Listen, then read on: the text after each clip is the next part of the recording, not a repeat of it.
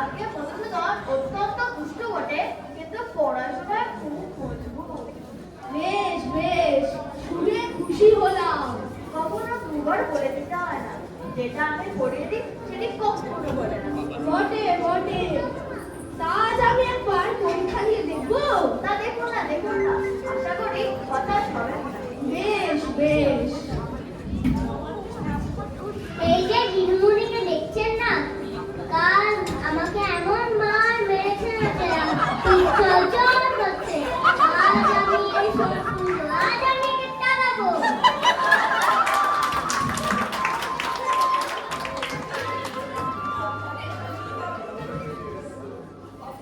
বাবা মধু, পুরনো সব পড়া মনে আছে তো? হ্যাঁ বাবা, সব মনে আছে। আচ্ছা বলতো, উদ্ভিদ কাকে বলে? এই তো খুব সহজ, যা মাটি ফুঁড়ে ওঠে। একটা উদাহরণ দে। যেমন কেঁচো। কি বললি? দিদিমণি, এখনো কিছু বলবেন না। বাবা মধু, তুমি তো গদ্য পাঠ করেছো। আচ্ছা বলো তো, কাননে কি ফোটে? এই তো খুব সহজ, কেন? কাঁটা। কি?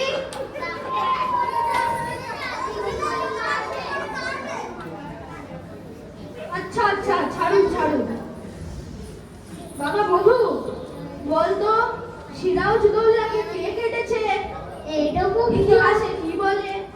এই তো খুব সহজ, পোকায় কেটেছে।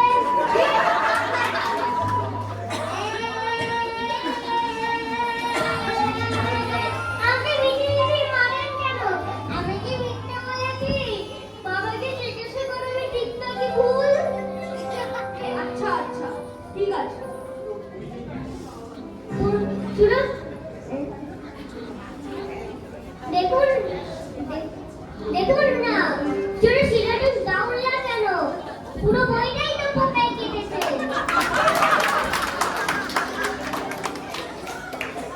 বাচ্চারা, তোরা কাঁদছিস কেন? দিদিমণি তোরে মারলো বুঝি? হ্যাঁ গা, তুমি বসে বসে দেখছো? দূরের শিশুগুলোকে মেরে তক্তা বানিয়ে দিল, আর তুমি বসে বসে দেখছো? বলিহারি তোমাকে। আচ্ছা আচ্ছা, যাও যাও, আমি দেখছি। না, তুমি দিদিমণিকে বড্ড আশকারা দাও। মারলে বলে কি এমন করে মারতে হয় গা? হায় হায় গো, হায় হায় গো।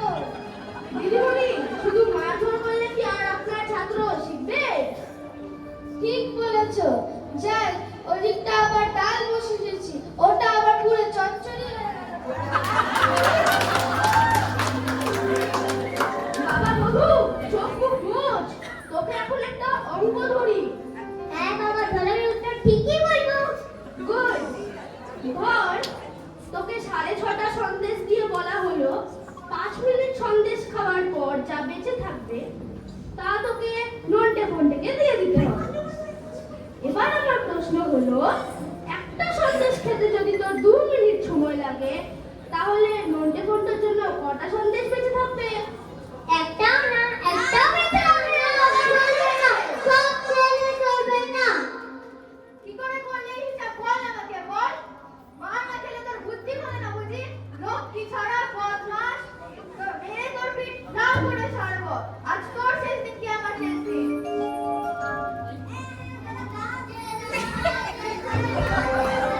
কি হলো রে? আবার দিদিমণি তোরে মারলো বুঝি? হায় হায় গো, হায়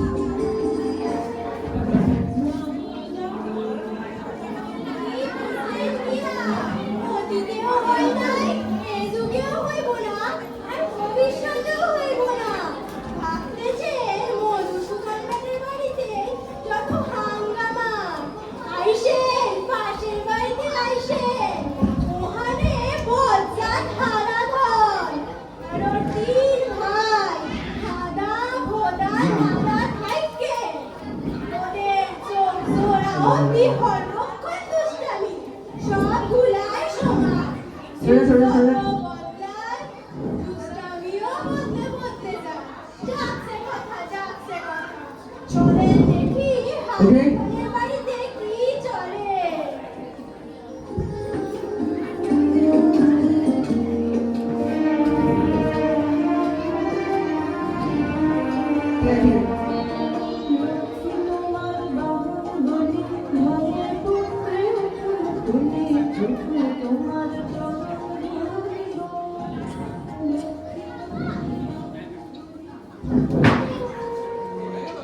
যাক বাবা, খুব বেঁচে গেছি। ডাক্তার সাহেবের হাঁসের ডিম চুরি করতে গিয়ে আর একটু হলে ধরাই পড়ে যেতাম আর কি। পালাতে গিয়ে পাটা পড়লো খানায়, ওফ কি লাগলো। রোজ রোজ আর হাঁসের ডিম চুরি পোষাচ্ছে না। এরপর আজ তো হাঁসটাকেই চুরি করে আনবো, আমাদের বাড়িতে ডিম পারবে। কোথায় চুপ করে আওয়াজ হলো রে? এই রে, বাবা চলে এসছে। তুই ঘোরাচ্ছিস যে, পা ভাঙলি কি করে? জানি না বাবা। তোর পা ভাঙলো, তুই জানিস না? তোকে ও পাড়ার গোবরাতেই চলে। কখন ভাঙলো ঠিক ঠিক টের পাইনি।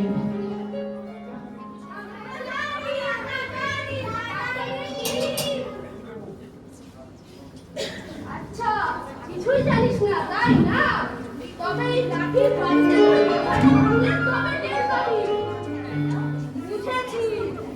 ওই ডাক্তার সাহেবের বাড়িতে হাঁসের ডিম চুরি করতে গেছিলি। হ্যাঁ বাবা, আর কখনো করবো না। কাজ হয়ে বলছি, দিব্যি দিয়ে বলছি।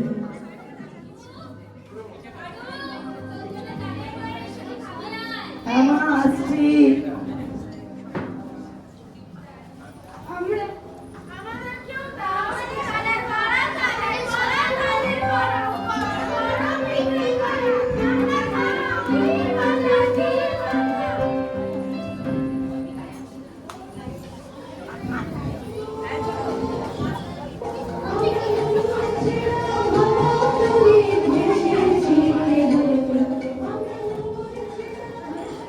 তাহলে দেখলেন কি, খেলা তো আরো জমেছে দেখুন।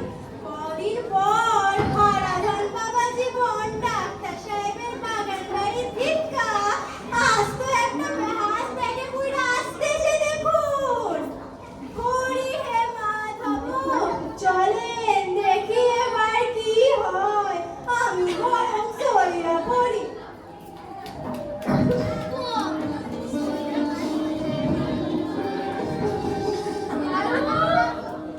এই রে, বাবা চলে এসছে।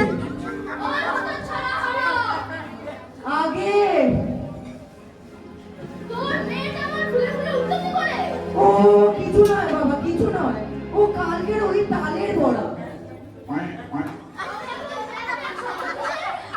ও বলছে তো পেটের ভিতর নাড়ি ভুড়িগুলো ডাকছে বাবা।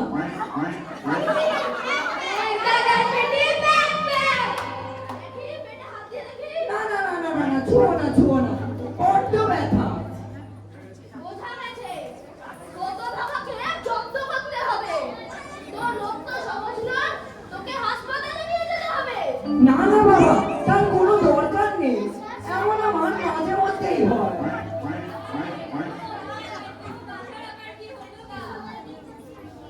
তুমি বেশি ভুল করো না, তোকে হাসপাতালে নিয়ে গেলেই ওর সব ব্যাপার সেরে যাবে। হাতের মতন ডাকে।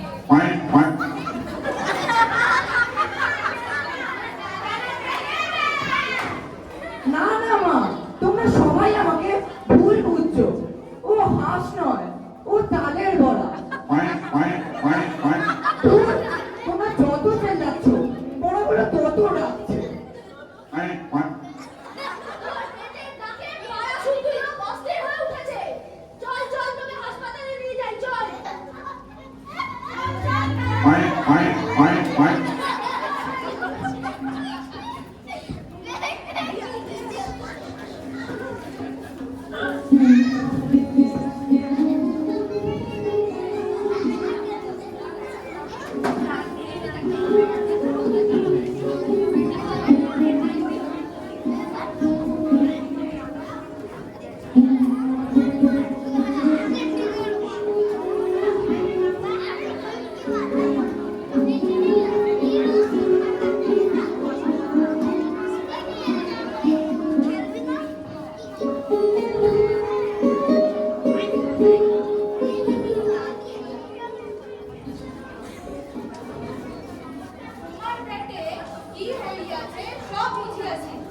বলছি তো ডাক্তার, কিছু হয়নি, ওটা তালের গোড়া।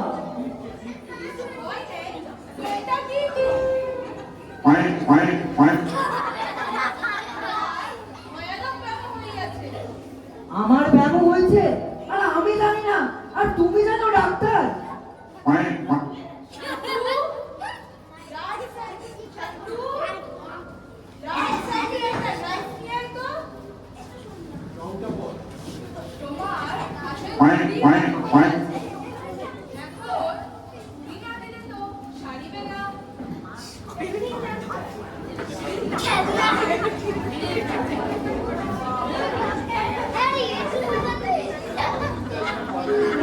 ডাক্তার বাবু, আপনার হাঁস এই থোলাতে দেখুন, চুরির আর কোনো দরকার নেই।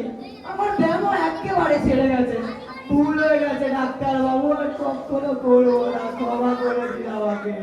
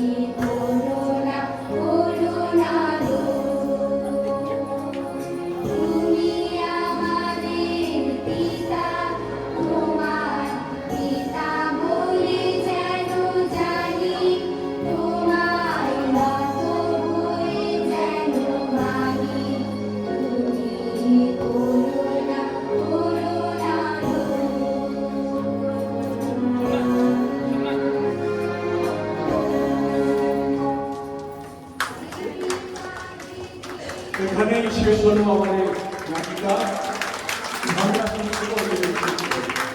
এখানে যারা ক্রীড়া শিল্পী তাদের পরিচয় তারা নিজেরাই দিয়ে আমি এখান থেকে বলবো পরিচয় দেবেন।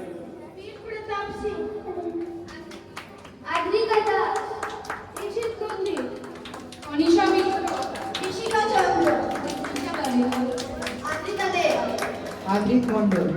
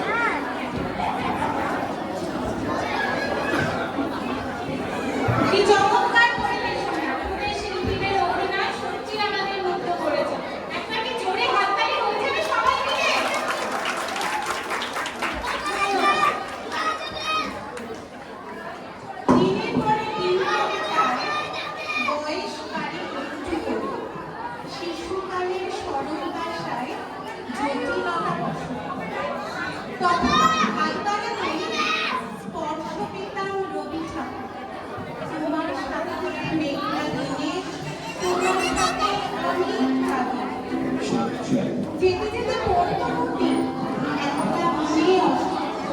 ধানের খেতে রৌদ্র ছায়ায় দোয়েল পাখির অপূর্ব নাচ।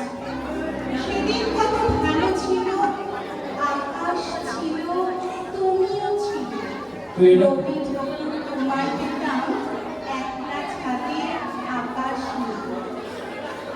রবি যখন সঙ্গে থেকো তোমায় বলি সঙ্গ করে। অন্য ঠাকুর বিদায় বিদায়, তুমি থেকো একটা মোড়ে।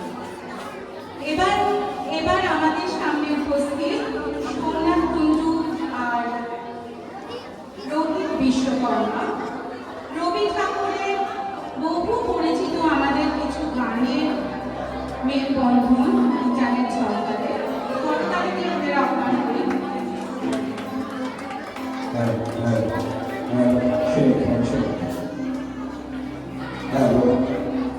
নমস্কার। প্রথম আমার সঙ্গে আমরা রবীন্দ্রনাথের কিছু জানা গান, খুবই জানা গান, সেগুলোকে একটি সুরে বলার চেষ্টা করেছি এবং আমরা চাইব যে দর্শকরা যেন আমাদের সঙ্গে সঙ্গে বলা মেলা। আশা করি সব চেনা গান এবং সবাই মিলে আনন্দ পাবে। ধন্যবাদ। হ্যাঁ হ্যাঁ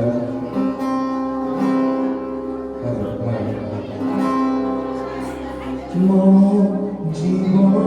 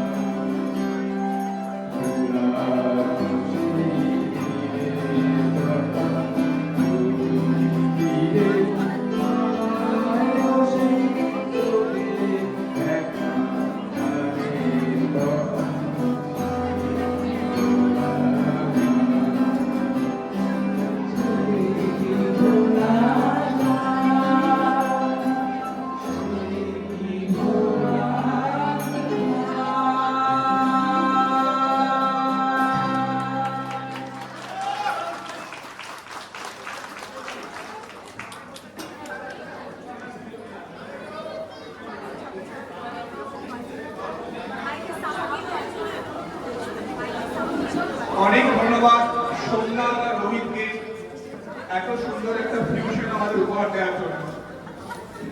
পরপর আমরা দুটো ভিন্ন সাথে প্রোগ্রাম দেখলাম, ছোটদের নাটক আর গানের রবীন্দ্রসঙ্গীতের প্রোগ্রাম। এবার আমরা একটুখানি আবৃত্তির দিকে চলে যাব। ডেকে নিচ্ছি স্টেজে সাথী পট্টনায়ক।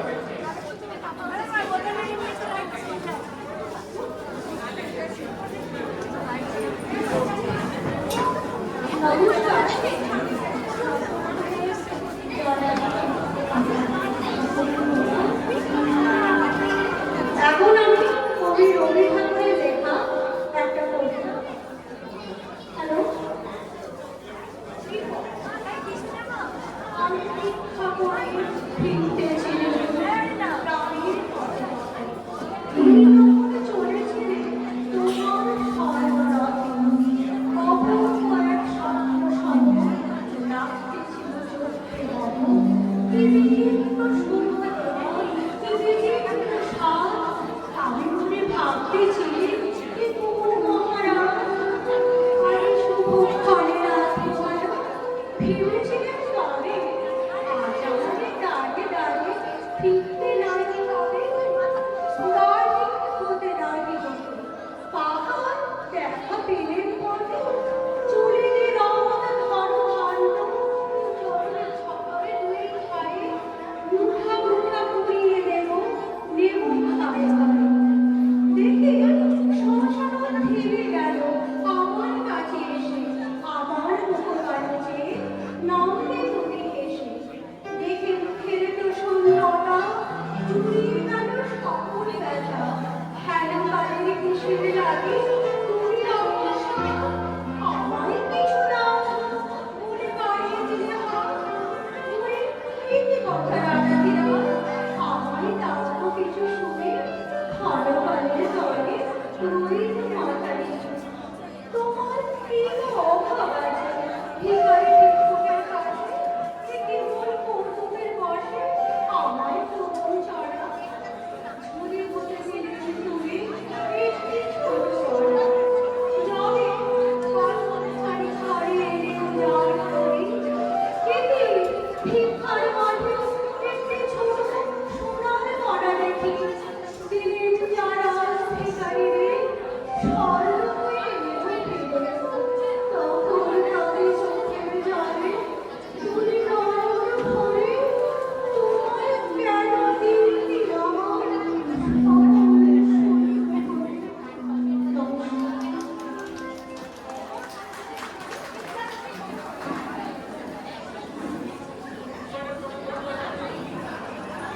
এরপর আমরা ডেকে নেব এমন একজনকে যিনি সন্ধ্যা থেকেই আমাদের সঙ্গে রয়েছে। আমাদের এতক্ষণ শ্রেণী সঞ্চালনা করছিলেন শাশ্বতী রায়, তার কাছ থেকে এবার আমরা একটা আবৃত্তি শুনে নেব।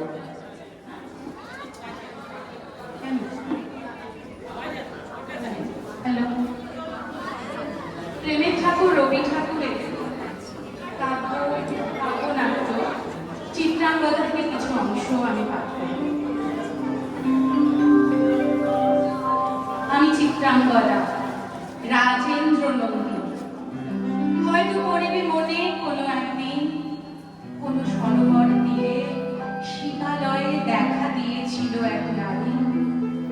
বহু আভরণে ভারাক্রান্ত করি তার রূপহীন তনু। কি জানি কি বলেছিল নির্লজ্জ মুখরা, প্রত্যাখ্যান করেছিলে তারে। ভালোই করেছ, সামান্য সে নারী রূপে গ্রহণ করিতে যদি তারে অনুতাপ বিধিত তাহার বুকে আমরণ কাল। প্রভু, আমি সেই নারী, তবু আমি সেই নারী নই, সে আমার হীন ছদ্মবেশ। দিয়েছিল শ্রান্ত বীরের হৃদয় ছলনার ভারে। সেও আমি নই, আমি চিত্রাঙ্গদা, দেবী নহি নহি আমি সামান্য রকম। পূজা করে করে রাখিবে মাথায়, সেও আমি নই। অবহেলা করে কুশিয়া রাখিবে পিছে, সেও আমি নই। যদি পাশে রাখো মোরে সংকটের পথে, যদি দুরূহ চিন্তার তব অংশ দাও, যদি অনুমতি করো কঠিন ব্রতের তব সহায় হইতে, আমার পাইবে তব পরিচয়। গর্ভে আমি ধরেছি যে সন্তান তোমার, যদি পুত্র হয় আশ শৈশব বীর শিক্ষা দিয়ে, দ্বিতীয় অর্জুন করি তারে একদিন পাঠাইয়া দিব তব পিতার চরণ। সেদিন জানিবে মোরে প্রিয়তম, আজ শুধু নীলের চরণ। আমি চিত্রাঙ্গদা, রাজেন্দ্র নন্দন।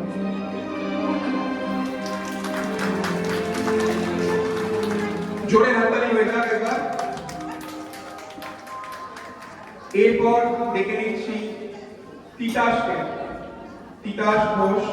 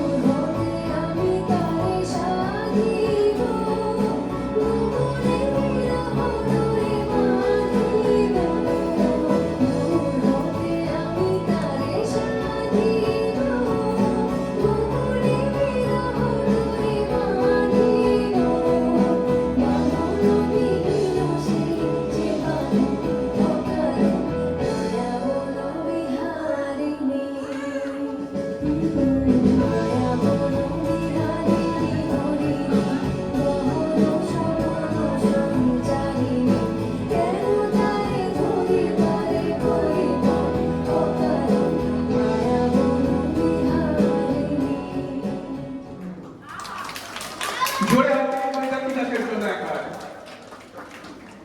অপূর্ব। এরপর আমরা একটুখানি গানে ফিরে যাব। পরবর্তী শিল্পী পামেলা মুখোপাধ্যায়।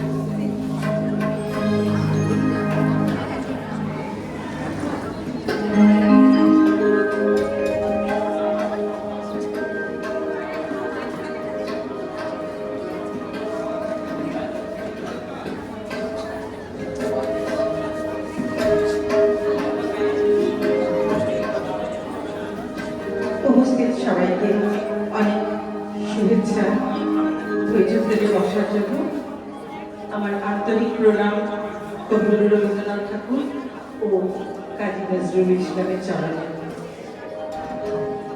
প্রথম গান অন্ধকারে উৎস হতে উৎসারিত আলো। যাব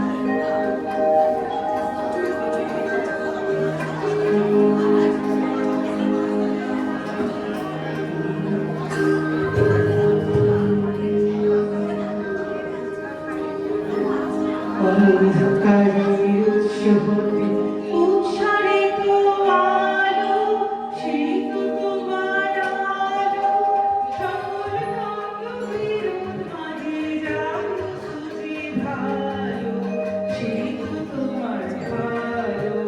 অন্ধকারের উৎস হতে উৎসারিত আলো, সেই তো তোমার আলো, সকল রঙ-বিরঙ মাঝে জাগো সুজি ভালো, সেই তো তোমার ভালো।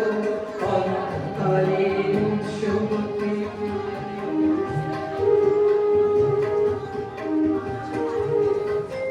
পথের ধুলায় বক্ষ পেতে রয়েছে জেগে, সেই তো তোমার দেহ। পথের ধুলায় বক্ষ পেতে রয়েছে জেগে, সেই তো তোমার দেহ। শহর ঘাটে অমর করে রুদ্র নিঠুর স্নেহ, সেই তো তোমার স্নেহ। অন্ধকারের উৎস হতে উৎসারিত আলো, সেই তো তোমার আলো, সকল রঙ-বিরঙ মাঝে জাগ্রত যে ভালো, সেই তো তোমার ভালো। অন্ধকারের উৎস হতে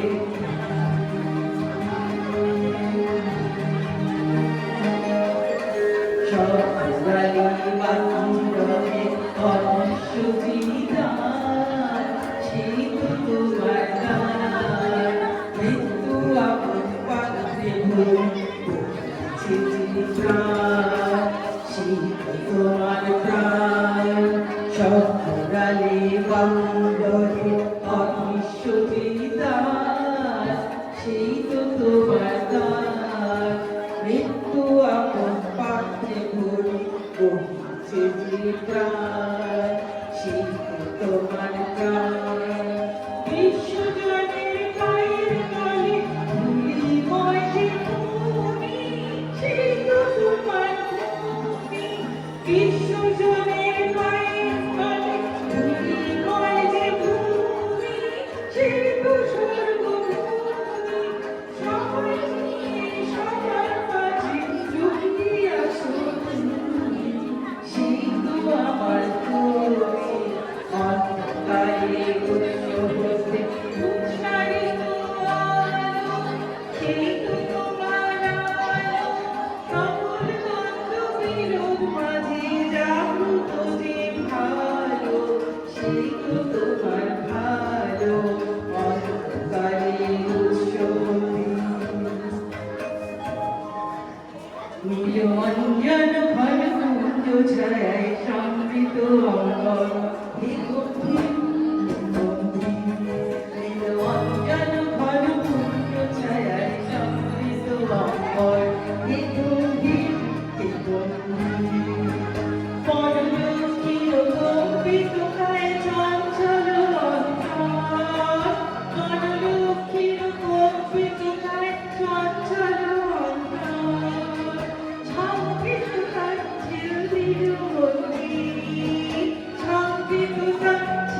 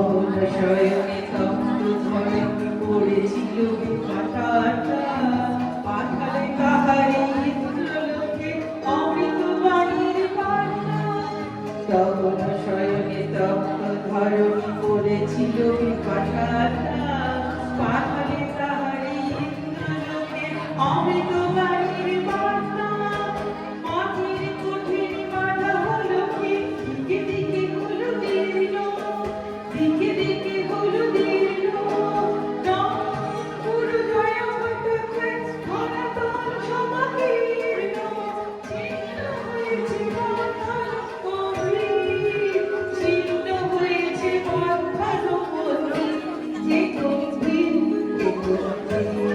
নিরঞ্জন ঘন পুঞ্জ ছায়ায় চক্রিত অন্তর হে গম্ভীর মনোলক্ষীর কবিত গায়ে চঞ্চল অন্তর মনোলক্ষীর কবিত গায়ে চঞ্চল অন্তর ঝঙ্কৃত তার ঝিল্লির মন্দির ঝঙ্কৃত তার ঝিল্লির মন্দির হে গম্ভীর নিরঞ্জন ঘন পুঞ্জ ছায়ায় চক্রিত অন্তর হে গম্ভীর অনেক ধন্যবাদ যে দাদা তবলায় রয়েছে আর অঞ্জিত কিবোর্ডে রয়েছে আর যারা পরিচালনা করছেন তাদের অনেক অনেক ধন্যবাদ। ধন্যবাদ পামেলাদি। এরপর ডেকে নিচ্ছি নিবেদিতা মণ্ডল, আমাদের পরবর্তী শিল্পী।